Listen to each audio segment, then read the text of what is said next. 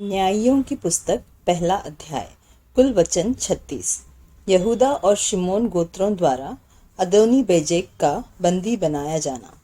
यहोशू के मरने के बाद इस्राएलियों ने यहोवा से पूछा, कनानियों के विरुद्ध लड़ने को हमारी ओर से पहले कौन चढ़ाई करेगा? यहोवा ने उत्तर दिया, यहूदा चढ़ाई करेगा। सुनो, मैंने इस देश को उसके हाथ में दे दिया है।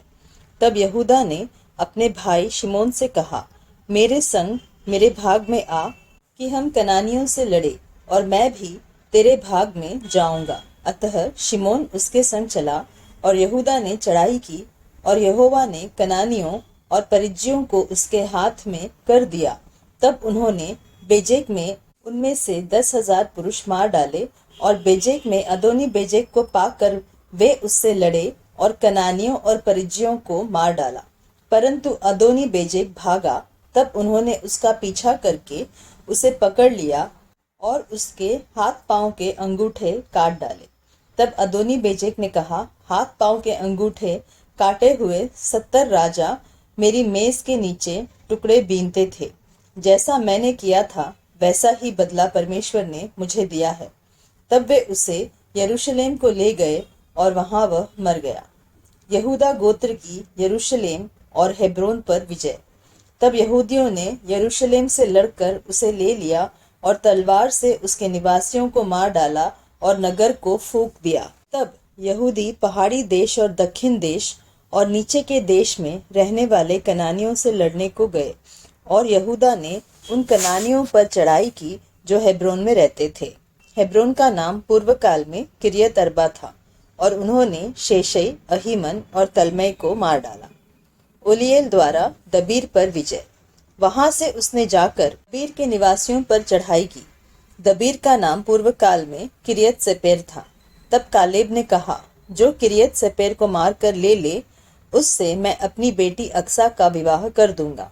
इस पर कालेब के छोटे भाई कनजी ओत्निएल ने उसे ले लिया, और उसने उससे अपनी बेटी अक्सा का विवाह कर दिया। और जब वह ओत्निएल के पास आई, तब उसने उसको अपने पिता से कुछ भूमि मांगने को उभारा। फिर वह अपने गधे पर से उतरी। तब कालेब ने उससे पूछा, तू क्या चाहती है? वह उससे बोली, मुझे आशीर्वाद दे। जब तूने मुझे दक्किन देश दिया है तो जल के सोते भी दे। इस प्रकार कालेब ने उसको ऊपर और नीचे के दोनों सोते दे दिए। यहूदा और बिन्यामीन के गोत्रों की विजय। मूसा के साले एक केनी मनुष्य की संतान यहूदी के संग खजूर वाले नगर से यहूदा के जंगल में गए, जो अराद के दक्षिण की ओर है, और जाकर इस्राएली लोगों के साथ रहने लगे। फिर यहूदा ने अपने भाई शिमोन के संग जाकर सपत में रहने वाले कनानियों को मार लिया और उस नगर का सत्यानाश कर डाला। इसलिए उस नगर का नाम होर्मा पड़ा।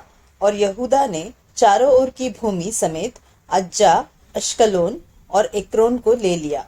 यहोवा यहूदा के साथ रहा, इसलिए उसने पहाड़ी देश के निवासियों को निकाल लिया। परंतु तराई के निवासियों के पास लोहे के रथ थे, इसलिए वह उन्हें न निकाल सका, और उन्होंने मूसा के कहने के अनुसार हेब्रोन कालेब को दे दिया।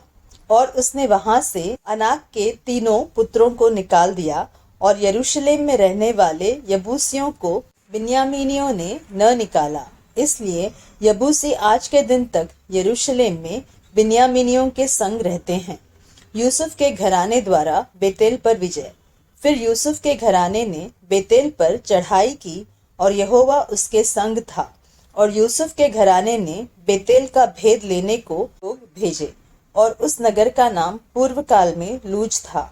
और भेदियों ने एक मनुष्य को उस नगर से निकलते हुए देखा, और उससे कहा, नगर में जाने का मार्ग हमें दिखा, और हम तुझ पर दया करेंगे। जब उसने उन्हें नगर में जाने का मार्ग दिखाया, तब उन्होंने नगर को तो तलवार से मारा, परंतु उस मनुष्य को सारे घराने समेत छोड़ दिया। उस मनुष्य ने हित्तियों के देश में जाकर एक नगर बसाया, और उसका नाम लूज रखा, और आज के दिन तक उसका नाम वही है।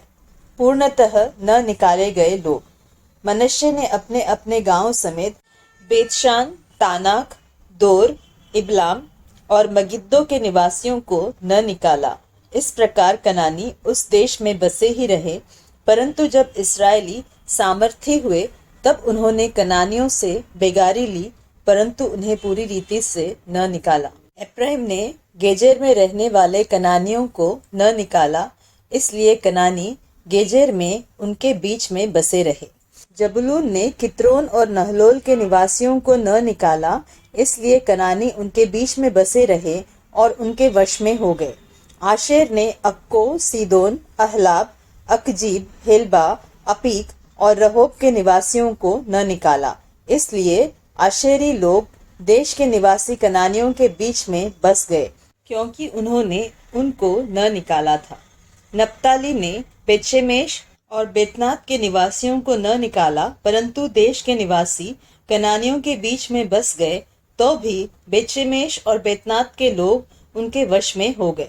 एमोरियों ने दानियों को पहाड़ी देश में भगा दिया और तराई में आने न दिया, इसलिए एमोरी हेरेस नामक पहाड़, अय्यालोन और शालबीम में बसे ही रहे। तो भी यूसुफ का घराना यहाँ तक प्रबल हो गया कि वे उनके वश में हो गए, और एमोरियों के देश की सीमा अक्रब्बीम नामक पर्वत की चढ़ाई से आरंभ करके ऊपर की ओर थी।